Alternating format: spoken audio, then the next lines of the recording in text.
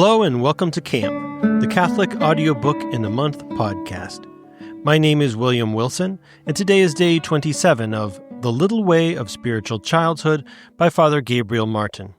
I will be reading Chapter 9, Section 3, page 115 through 120 in the paperback. You'll hear about the two ways of practicing penance.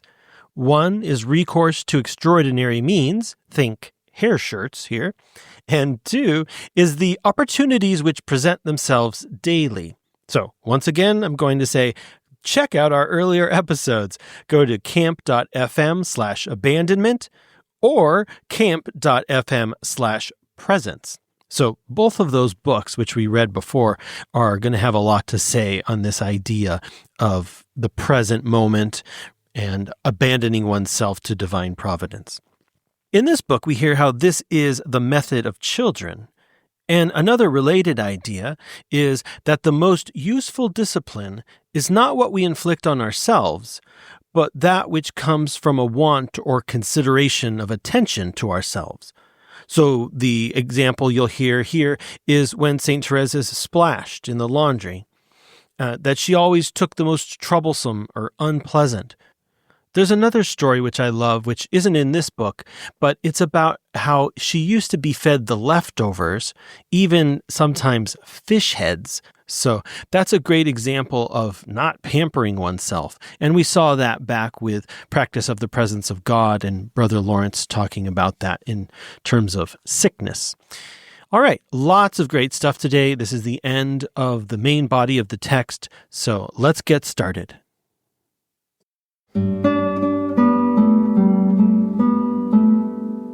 Section 3. Simplicity in the Practice of Virtue. Still, one cannot become a real saint except on condition of practicing all the virtues in an heroic degree. Saint Therese, as we know by the official judgment of Holy Church, raised herself to this heroic degree of virtue in an ordinary manner. What we wish to draw attention to here is that even on her heroism, she has left the mark of her simplicity.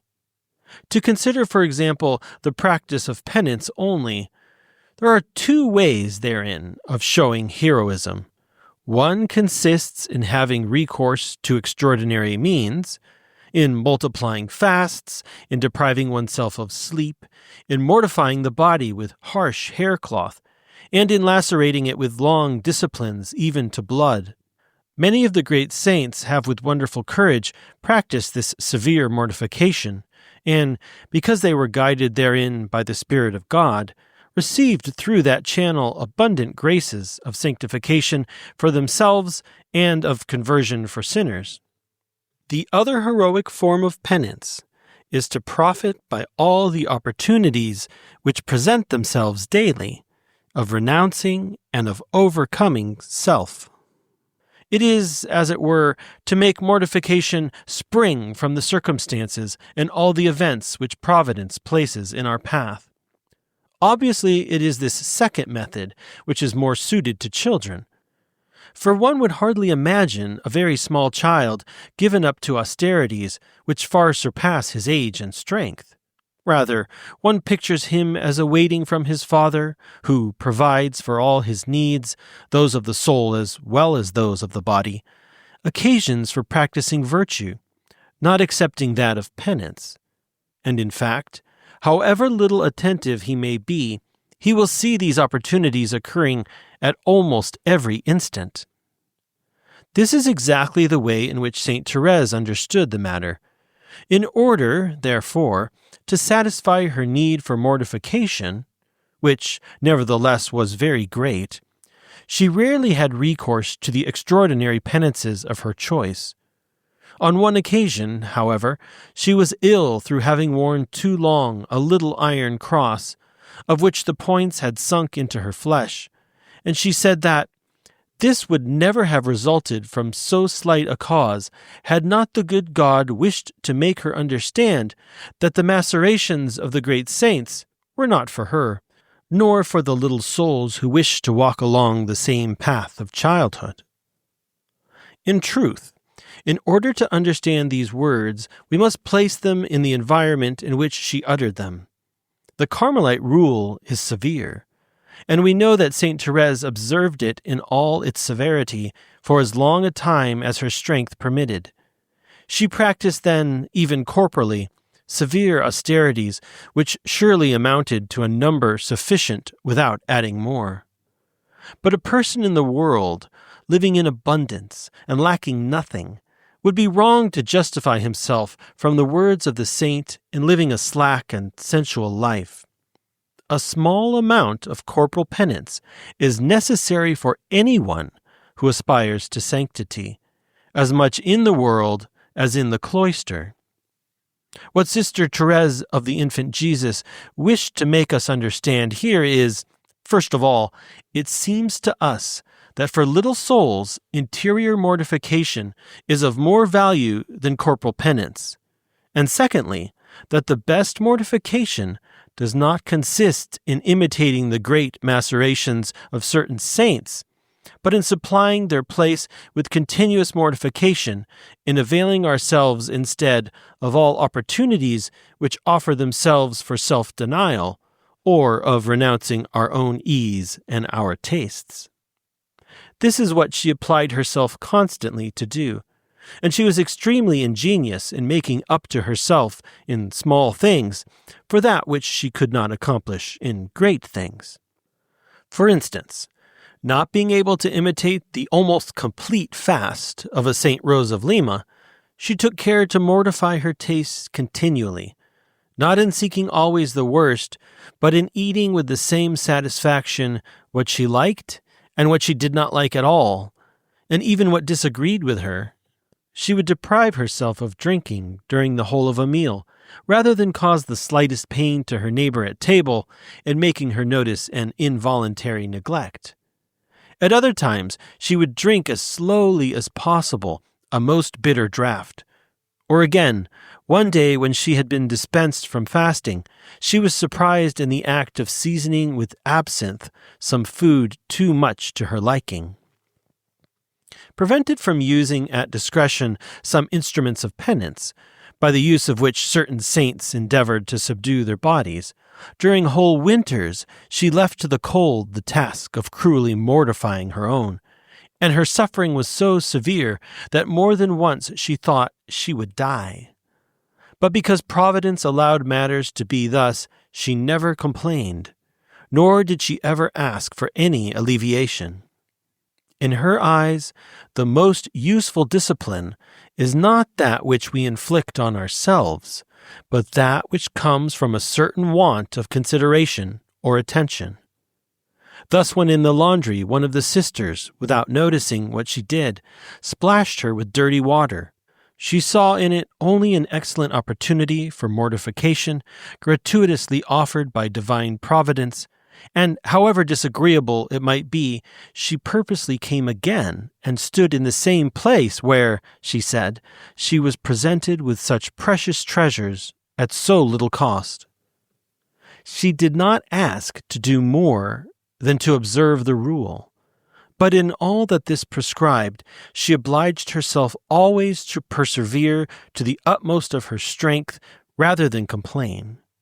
This was one of her underlying principles, and she had another, which was to take to herself whatever was the most troublesome and least pleasant, looking upon that as being naturally her due. With these two principles, there was no need to seek outside the common life opportunities of penance. That was the wide open door to heroism, and how many times she crossed the threshold. But this was heroism hidden, and without show, that which her heart preferred above all others, just because it was without show, and because it bore the mark, so precious in her eyes, of simplicity. From this beautiful simplicity, which gave the charm to her conversation, our saint in no degree departed even to the end. And one day, asked by what name she was to be addressed when in heaven, humbly she replied, "You will call me Little Therese." They said to her again, "You will look upon us from the heights of heaven, will you not?" With the same simplicity, she replied, "No, I will come down." She has come down, in fact, not once, but, if we are to believe responsible witnesses, hundreds and hundreds of times. Always simple and sweet, and always doing good. She has come down, not always letting herself be seen, but to bring to the earth the good gifts of the good God. It has been easy to recognize her, for she has still her own particular way of doing good, just as she had formerly her own particular way of sanctification. Even in her way of scattering wide her shower of roses, we recognize the lovable simplicity of her childlike soul. Nor is this surprising, for in the same way that grace perfects nature without destroying it, so does glory confirm souls forever in the state and in the kind of perfection in which she finds them at the moment when she crowns them. Thus it is that in heaven little Therese has not ceased to be little Therese, and has wished this fact known. The Church, in officially consecrating her triumph, has but consecrated the particular form of her virtue, and so, saint as now she is, she could not forget the little soul that once she was. That is why beneath the halo of glory which now illumines her brow, Saint Therese of the Infant Jesus remains and will remain for all time that which she has always been, that without which she would no longer be herself, little Therese. She has promised to come down.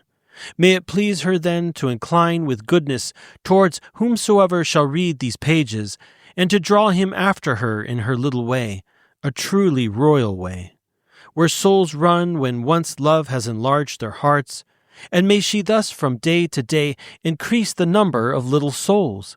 May she enkindle them with divine charity. May she transform them into love. And finally, according to her promise, may she lead before the throne of the Blessed Trinity a legion of little victims, truly worthy of the merciful love of the good God.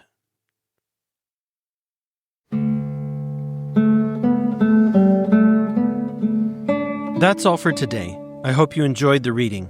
Tomorrow I will read the appendix, which contains the oblation to merciful love. If you have enjoyed today's podcast, please subscribe, rate, share, and help us grow. Also, please check out oratebooks.com, now featuring a short method of mental prayer. In just 72 pages, Father Rodolphe provides a sure method for practicing Catholic meditation and mental prayer, available as a free PDF or in paperback. That's oratebooks.com. To learn more about us and for past episodes, please visit camp.fm. Thanks for listening, and I'll see you tomorrow.